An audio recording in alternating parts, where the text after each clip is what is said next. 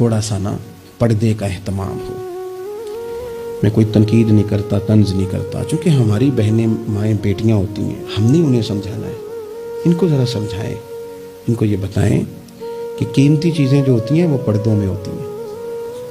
ہمارے گھر میں 20 تولے سونا پڑا ہو تو ہم نے کبھی نہیں باہر نکل کے بتایا کہ بڑا ہے، کیونکہ قیمتی ہے نا، تو پردے میں رکھا ہوا ہے۔ اس کی چابی کا بھی ہم خیال رکھتے ہیں کہ کہیں گم نہ ہو جائے۔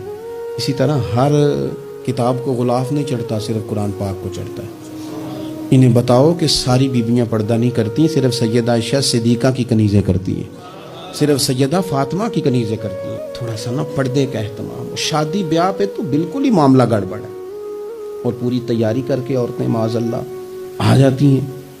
عورت نے جو بناؤ شنگار کرنا ہے وہ تو گھر میں اپنے خامد کو دکھانے کو کرنا ہے، تو وہ گھر میں کرے جب اس کو ضرورت ہو، لیکن اس طرح سے لے کر کے اس کو بیاہ میں جانا، شادی میں جانا، مہندی کی تقریب میں جانا، یہ نہ عقلاً ٹھیک ہے، نہ نقلاً ٹھیک ہے، نہ تہذیب کے طور پر ٹھیک ہے، نہ سوسائٹی میں مہذب لوگ اس طرح کا کوئی کام کرتے ہیں۔ سنو، نبی پاک صلی اللہ تعالی علیہ وسلم نے ارشاد فرمایا، شرک کے بعد جو سب سے بڑا گناہ ہے وہ بدکاری ہے، بے حیائی ہے۔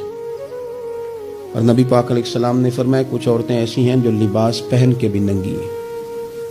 فرمایا یہ وہ عورتیں ہیں جنہیں اللہ تبارک و تعالی جنت کی ہوا بھی عطا نہیں کرے، خوشبو تک نہیں ملے۔ ان کو یہ سمجھائیں۔ یہ آج کل بڑا عروج ہے شادیوں کا۔ خواتین مہربانی کریں، اپنے اوپر رحم کھائیں، نہ اللہ کی نافرمانی مول لیں۔ ماؤں بہنوں بیٹیوں، پھر روتی ہو، دکھ سناتی ہو، کہتی ہو بڑی ساری آزمائش میں ہے، تو اگر تکلیف میں ہو تو پھر تو رحمت والے کام کرو نا۔ بندہ تکلیف میں بھی ہو، دکھوں میں بھی، اور کام عذاب والے کرے تو اسے کس طرح کر کے آسانی میسر آئے گی؟ اس لیے شریعت اسلامیہ کے دائرے کے اندر وقت گزاریں۔